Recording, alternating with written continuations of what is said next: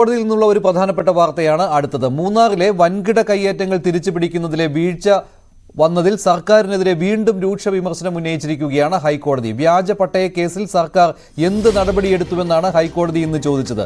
42 ഭൂമി കയ്യേറ്റ കേസുകളിൽ സർക്കാർ കോടതികളിൽ തോറ്റുകൊടുക്കുകയായിരുന്നു. തോറ്റ കേസുകളിൽ എന്തുകൊണ്ട് അപ്പീൽ നൽകിയില്ലെന്നും ഹൈക്കോടതി ഡിവിഷൻ ബെഞ്ച് ചോദിച്ചു. കൂടുതൽ വിവരങ്ങളുമായി CN പ്രകാശ് ചേരുകയാണ് കൊച്ചിയിൽ നിന്ന്. പ്രകാശ്, ഇത് മുൻപും ഇത്തരത്തിൽ വിമർശനങ്ങൾ ഉണ്ടായിട്ടുള്ളതാണ്.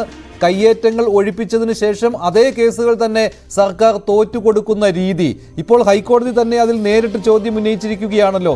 എന്തുകൊണ്ട് അപ്പീൽ പോയില്ല എന്ന് ഏത് കേസ് പരിഗണനയിലെടുത്തപ്പോഴാണ് ഇങ്ങനെയൊരു ചോദ്യം വന്നത്? മൂന്നാറിലെ ഭൂമി കയ്യേറ്റവുമായി ബന്ധപ്പെട്ട നിരവധി ഹർജികളാണ് ഡിവിഷൻ ബെഞ്ചിന്റെ പരിഗണനയിലുള്ളത്. ഈ ഹർജി പരിഗണിക്കുന്ന ഘട്ടത്തിലാണ് ഇപ്പോൾ രൂക്ഷമായ വിമർശനം ഡിവിഷൻ ബെഞ്ചിന്റെ ഭാഗത്തുനിന്ന് സർക്കാരിന്റെ നടപടിയുമായി ബന്ധപ്പെട്ട് ഉയർന്നിട്ടുള്ളത്. നേരത്തെ സൂചിപ്പിച്ച പോലെ തന്നെ മൂന്നാറിലെ വൻകിട കയ്യേറ്റങ്ങൾ തിരിച്ചുപിടിക്കുന്നതിലെ വീഴ്ചയിലാണ് സർക്കാരിനെതിരെ വീണ്ടും രൂക്ഷ വിമർശനം ഹൈക്കോടതിയുടെ ഡിവിഷൻ ബെഞ്ച് ഉയർത്തുന്നത്. മൂന്നാർ വ്യാജ പട്ടയ കേസിൽ സർക്കാർ എന്ത് നടപടിയെടുത്തുവെന്ന് ഹൈക്കോടതി ചോദിക്കുന്നു.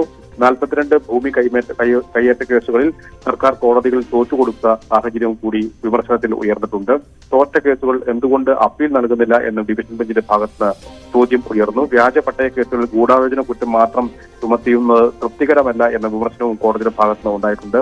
അഴിമതി നിരോധന നിയമം അനുസരിച്ചും കേസെടുക്കേണ്ടതാണ് എന്ന കോടതിയുടെ വിലയിരുത്തലും ഉണ്ടായിട്ടുണ്ട്. വൻ അഴിമതിയാണ് നടന്നത് എന്ന് കോടതി വാക്കാൽ പരാമർശിക്കുകയും ചെയ്തു. കേസിൽ CBI കക്ഷി ചേർക്കുന്ന കാര്യം ആലോചിക്കുമെന്നും കോടതി വ്യക്തമാക്കി.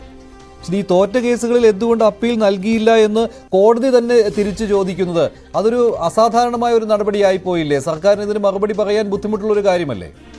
തീർച്ചയായും നേരത്തെ നിരവധി തവണ ഇത്തരത്തിലുള്ള വിമർശനം ഹൈക്കോടതിയുടെ ഭാഗത്തുനിന്ന് ഉണ്ടായിട്ടുണ്ട്. എന്തുകൊണ്ടാണ് ഈ തോറ്റ കേസുകളിൽ അപ്പീൽ പോകാൻ സർക്കാർ അലംഭാവം കാണിക്കുന്നത് എന്ന തരത്തിലുള്ള വിമർശനം നേരത്തെയും ഉണ്ടായി. എന്നാൽ തൃപ്തികരമായ മറുപടി സർക്കാരിന്റെ ഭാഗത്ത് ഇതുവരെയും ഉണ്ടായിട്ടില്ല.